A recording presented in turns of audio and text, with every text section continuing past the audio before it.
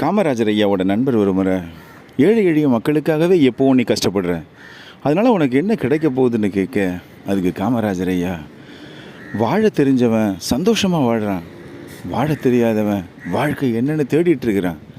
ஆனால் இவனை மாதிரி ஏழை மக்கள் வாழவும் முடியாமல் சாகவும் முடியாமல் என்ன செய்கிறதுன்னு தெரியாமல் பரிதவிச்சு போய் நிற்கிறான்னே. இவனை மாதிரி ஆளை கை தூக்கி விட்டு அடுத்த தலைமுறைக்கு நாம் வழிகாட்டணும்னே. வாழ்ந்தவனுக்கு வாழ்க்கையோட அருமை தெரியாது. வாழ்க்கையே கிடைக்காம வாழ்க்கையை தொலைச்சிட்டு நிற்கிற இந்த ஏழை எளிய மக்களுக்கு வாழ்க்கை கிடைச்சா அந்த வாழ்க்கைக்கு ஒரு அர்த்தம் இருக்கும்னே. அவன் தான் வளர்றது மட்டும் இல்லை, தன்னை சுற்றி இருக்கிற அத்தனை பேரையும் வளர்ப்பான்னே. ஏழை எளிய மக்கள் உயர்ந்தாதான் நம்ம தமிழ்நாட்டோட தரம் உயரும்னு.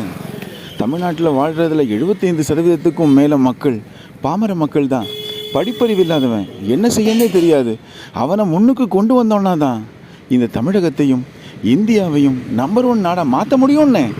காமராஜர் ஐயா நாட்டோட மாற்றத்தை ஒரு மாநிலத்தில் கொண்டு வந்தாங்கன்னு சொன்னால் அது மிகையாகாதுங்க.